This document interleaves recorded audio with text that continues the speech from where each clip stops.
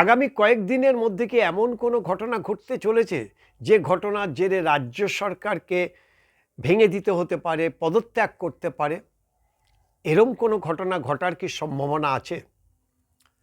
খুব বিশ্বস্ত সূত্রে খবর যে এরকম একটা ঘটনা ঘটার প্রবল সম্ভাবনা দেখা দিয়েছে। বলার অপেক্ষা রাখে না, সেই ঘটনা দুর্নীতির সাথে যুক্ত, যেই দুর্নীতি এখনো পর্যন্ত আদালতে বিচারাধীন, কিন্তু সে দুর্নীতির খবরটা সামনে আসবে। আর সামনে আসলে এমন একটা পরিস্থিতি নাকি তৈরি হবে যে দরকার পড়লে 144 ঘন্টা অর্থাৎ টানা প্রায় এক সপ্তাহ রাজ্যের সমস্ত কিছু বন্ধ হয়ে যেতে পারে। রাজ্য সরকারকে ভেঙে দিতে হতে পারে, রাজ্য সরকারের পতন হতে পারে। কি সেই ঘটনা সেটা এখনো পর্যন্ত সামনে আসেনি, বা যে বিশ্বস্ত সূত্র থেকে দাবি করা হয়েছে সেই বিশ্বস্ত সূত্রেও সে কথা প্রকাশ্যে আসেনি।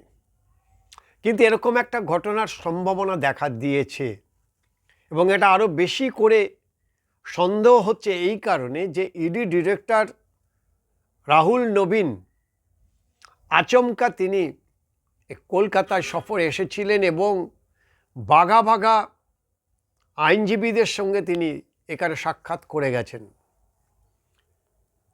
কলকাতায় যে সমস্ত ইডি অফিসাররা আছে তাদের গোপনে তিনি ঘন্টার পর ঘন্টা দফায় দফায় বৈঠক করেছেন এবং তারপর তিনি ফিরে গেছেন।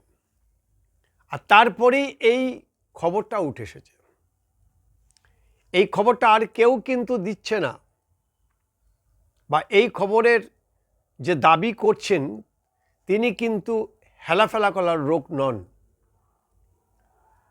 হাইকোর্টের প্রাক্তন বিচারপতি, তমলুক লোকসভা কেন্দ্রের সাংসদ অভিজিৎ গাঙ্গুলি। স্বাভাবিকভাবেই একজন প্রাক্তন বিচারপতি এবং একজন সম্মানীয় রাজনৈতিক বলা যাবে না, সম্মানীয় বিচারপতি, প্রাক্তন বিচারপতি অভিজিৎ গাঙ্গুলির মতো মানুষ যখন এই ধরনের দাবি করেন তখন তার তো একটা সারবত্তা আছে।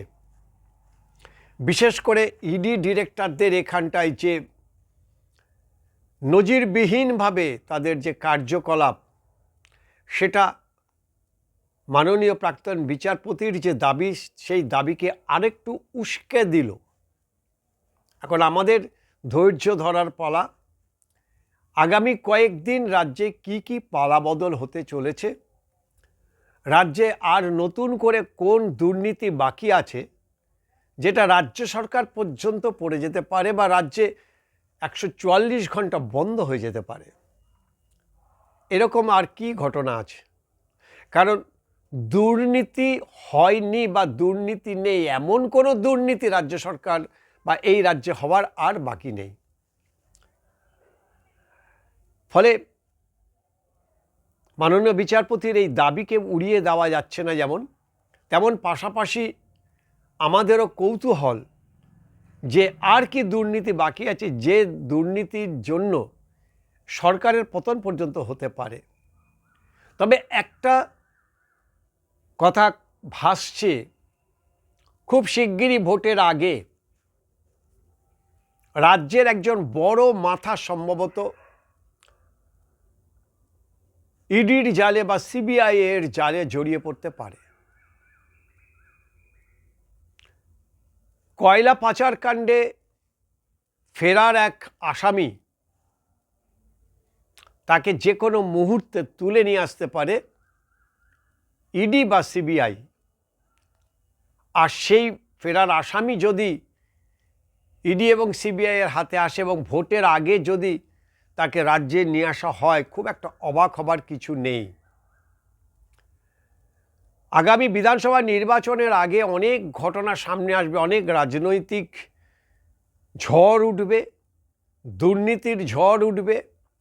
নতুন করে ইডি সিবিআই আবার রাজ্যে ঘোরাঘুরি করবে, তার কারণ ভোট পাখি বা ভোট মরশুমে ইডি সিবিআইদের তৎপরতা বেড়ে যায়, আবার যে ভোট মিটে যায় তারা আবার শীত ঘুমে চলে যায়। কিন্তু এই ভোটের আগে যেভাবে বিচারপতি গাঙ্গুলি, প্রাক্তন বিচারপতি গাঙ্গুলি, তিনি সাংবাদিকদের সামনে প্রকাশ্যে তিনি দাবি করছেন,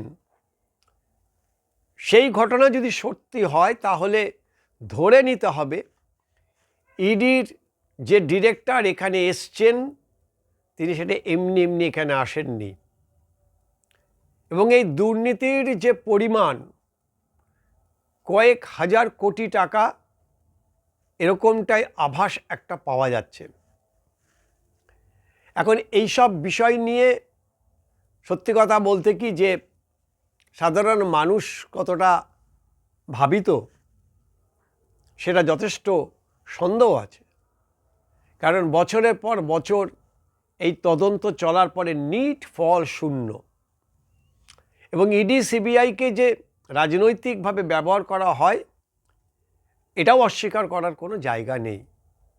কিন্তু রাজ্যের শাসক দলের বিরুদ্ধে একটা যেহেতু মানুষের ক্ষোভ বিক্ষোভ বাড়ছে এবং দলের অন্দরে, দলের ভিতরে একটা প্রবল চাপা স্রোত চলছে, চোরা স্রোত চলছে, সেই জায়গায় তৃণমূল কংগ্রেসের পক্ষে এই নির্বাচনকে লড়াই করে তাদের পক্ষে আনা কতটা যে বড় চ্যালেঞ্জ সেটা প্রতি মুহূর্তে বোঝা যাচ্ছে।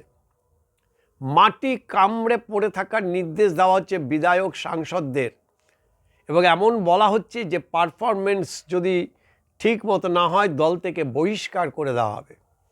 যদিও তৃণমূল কংগ্রেসের কে কখন ভেতরে থাকে, কে কখন বাইরে থাকে, কার কখন পদ যায়, কার কখন পদ আসে, সেটা নিয়ে খুব বেশি মাথা ব্যথা থাকার কারণও নেই।